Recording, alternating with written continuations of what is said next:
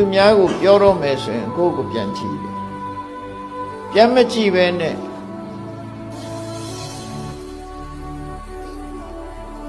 သူများကိုသာတစ်ဖက်သက်ဆုံးမတဲ့လူတတိပေးတဲ့လူဆိုလို့ရှိရင်အပြောသမားတက်တက်ဖြစ်သွားတယ်လူလောကထဲမှာအပြောသမားတက်တက်ပြောတာနဲ့လှုပ်တာနဲ့မကိုက်တဲ့လူတယောက်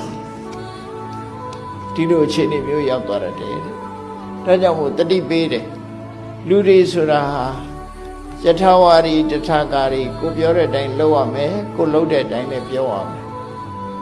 အလောကတခြားပြောရတခြားမဖြစ်စေရဘူးတဲ့အဲ့ဒါကိုတတိပေးဆုံးမတဲ့အနေနဲ့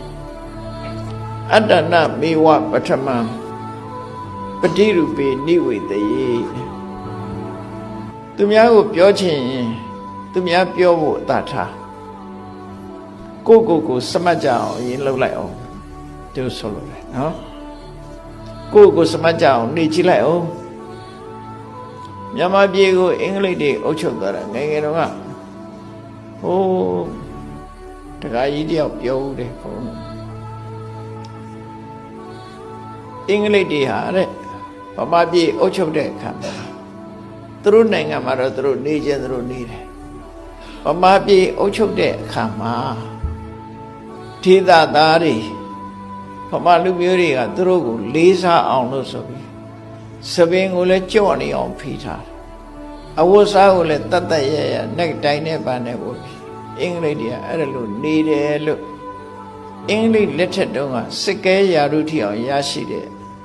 တက္ကကြီးတယောက်ကဘုန်းကြီးကိုရှောက်ဖို့တယ်အဲ့လိုသူအင်္ဂလိပ်စာတက်အမှုတန်းကောင်းပေါ့နော်အဲ့ဒီကရက်ပြောတာအင်္ဂလိပ်တွေကတဲ့ဒေသလူတွေသူတို့ကိုအထင်ကြီးအောင်လေးစားအောင်သူတို့ကဘယ်တော့မှကိုယ်ကာမနေဘူးတဲ့ဘယ်တော့မှကိုယ်ကာမနေဘူးစားလဲစတိုင်းနဲ့နော်နေလဲစတိုင်းနဲ့လူထင်ကြီးအောင်ပေါ့သူတို့ကအဲကိုအကောင်းဆုံးဖြစ်အောင်လုပ်ထားတယ်ဒါမို့အဲ့ဒီကလာတာစမတ်ကြကြနေတယ်ဆိုတာ